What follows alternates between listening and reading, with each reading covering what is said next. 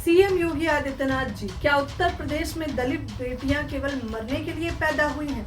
नमस्कार दोस्तों, आप देख रहे हैं हिंद समाचार और मैं हूं आपके साथ ज्योति यादव। नगीना के सांसद चंद्रशेखर आजाद ने जिस प्रकार से सीएम योगी आदित्यनाथ पर हमला किया है, शायद ही कोई अन्य पार्टी या सांसद विधायक कर पाए। सिर्फ यही नहीं, नगीना के सांसद चंद्रशेखर आजाद किस प्रकार से सीएम योगी आदित्यनाथ से घटना को बताते हुए इस्तीफे की मांग भी कर लेते हैं। तो क्या है पूरी खबर, वो भी बताएंगे। क्या है चंद्रशेखर की मांगे, वो भी बताएंगे और साथ में पोस्टमार्टम रिपोर्ट क्या कहती है, वो भी बताएंगे। तो उत्तर प्रदेश का लखीमपुर खीरी आपको याद होगा।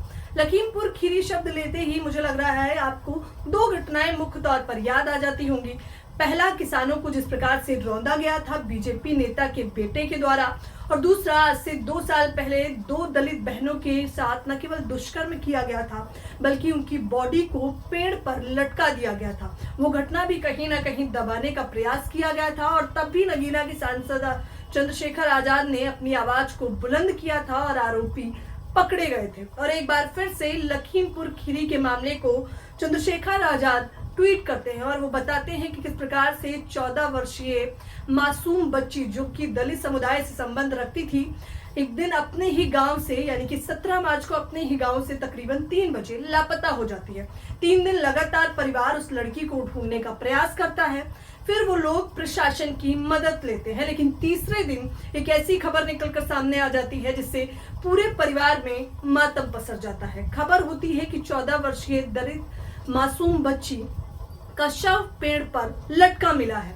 यहाँ तक तो परिवार परेशान ही था, लेकिन जब पोस्टमार्टम की रिपोर्ट आती है और पोस्टमार्टम की रिपोर्ट सीधे तौर पर प्रशासन, यूपी प्रशासन ये बताता है कि बच्ची के साथ दुष्कर्म किया गया था, जो कि परिवार वालों के लिए और भी चौंकाने वाला था। इस पूरी खबर को मेन स्ट्रीम चैनल में कहीं भी नहीं दिखाया गया, लेकिन हम पूरी आवाज को उठाएंगे भी, बताएंगे भी और सरकार को उनका काम भी याद दिलाएंगे।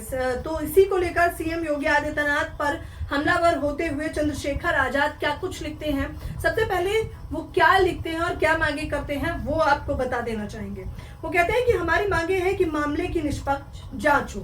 दूसरी मांग, सभी दोषियों को शीघ्र गिरफ्तार कर कठोरतम सजा दी जाए। तीसरी मांग, पीड़ित परिवार को सरकारी सुरक्षा और आर्थिक मदद दी जाए। लेकिन वो जो प्रहार आपको याद है इस ट्वीट में, जिस प्रकार से नगीना के सांसद माई सीएम योगी आदित्यनाथ को ट्वीट करते हैं कि सीएम योगी जी, क्या यूपी में दलित बेटियां सिर्फ मरने के लिए पैदा हुई हैं, तमाम लोगों के जहन में एक सवाल खड़ा कर देता है। सिर्फ यही नहीं, आपको बताना चाहेंगे कि आज से 2 साल पहले, जैसा कि मैंने आपको बताया भी कि तब भी नगीना के सांसद, जब वो सांसद नहीं थे और दलित बहनों के साथ दुष्कर्म हुआ था, तब भी इस आवाज को एनडीटीवी की रिपोर्ट के माध्यम से उन्होंने उठाया था और एक बहुत गंभीर आरोप लगाया था। उन्होंने कहा था यूपी में अपराधी बेखौफ है और सीएम मौन है। सीएम योगी आदित्यनाथ को बताया था कि किस प्रकार से बेखौफ माफियाओं को पनाह देते हैं क्योंकि वो चुप्पी साध के रहते हैं। सिर्फ यही नहीं, जब उन दोनों बहनों की डेड बॉडी नगीना के सांसद चंद्रशेखर आजाद ने देखी थी, तो उन्होंने कहा था कि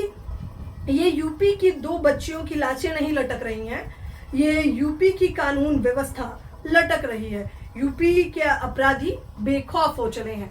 तब भी नगीना के सांसद ने आवाज उठाई थी और एक बार फिर से लखीमपुर खीरी मामले को सभी जनता तक पहुंचाते हुए सीएम योगी आदित्यनाथ से मांग की है और सीधे तौर पर कह दिया है, अगर बहन बेटियों को सुरक्षित नहीं कर पा रहे हैं योगी आदित्यनाथ जी, तो उन्हें इस्तीफा दे देना चाहिए।